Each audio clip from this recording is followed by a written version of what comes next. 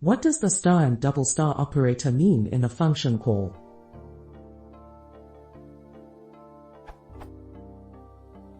What does the operator mean in Python, such as in code like zipx or fk? How is it handled internally in the interpreter? Does it affect performance at all? Is it fast or slow? When is it useful and when is it not? Should it be used in a function declaration or in a call?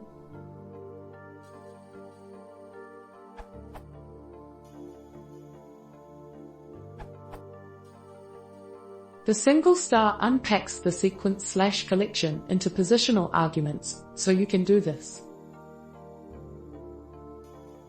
This will unpack the tuple so that it actually executes as.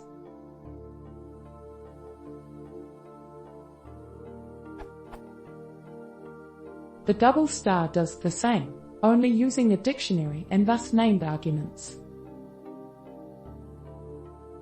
You can also combine.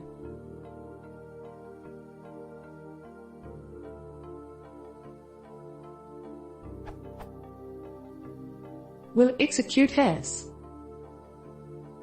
Also see section 4.7.4, Unpacking Argument Lists of the Python documentation.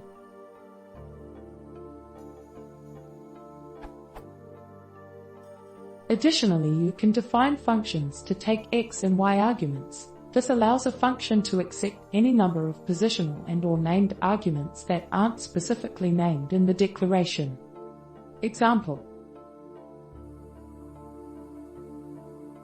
or width.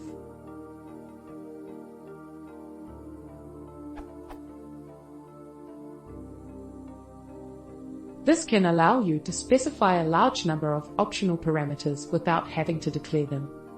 And again, you can combine.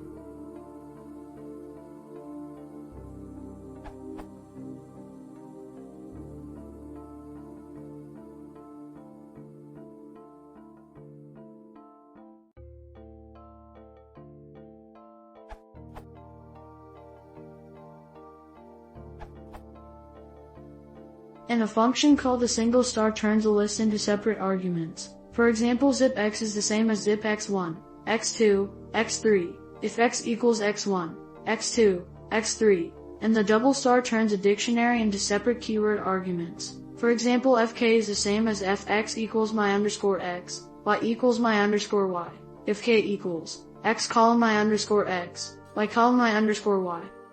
In a function definition, it's the other way around. The single star turns an arbitrary number of arguments into a list, and the double star turns an arbitrary number of keyword arguments into a dictionary.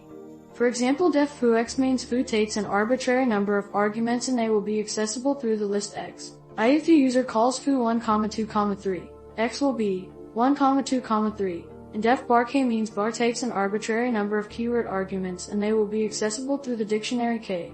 If the user calls bar x equals 42, y equals 23, k will be x column 42, y column 23.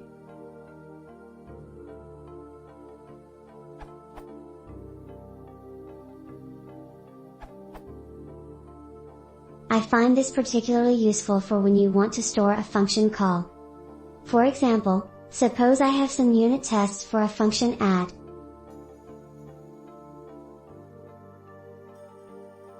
There is no other way to call add, other than manually doing something like a test0, test1, which is ugly. Also, if there are a variable number of variables, the code could get pretty ugly with all the if statements you would need.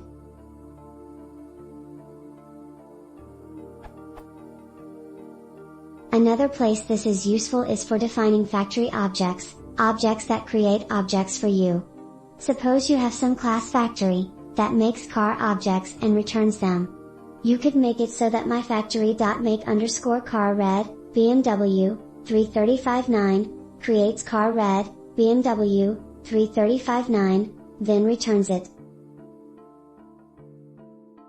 This is also useful when you want to call a superclass constructor.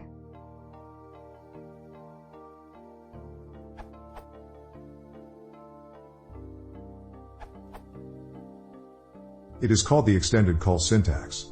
From the documentation. If the syntax expression appears in the function call, expression must evaluate to a sequence. Elements from this sequence are treated as if they were additional positional arguments. If there are positional arguments x1, xn, and expression evaluates to a sequence y1, y, this is equivalent to a call with m plus n positional arguments x1, xn, y1, y. And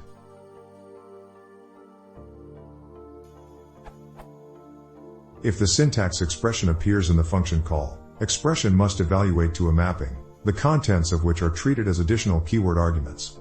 In the case of a keyword appearing in both expression and as an explicit keyword argument, a type error exception is raised.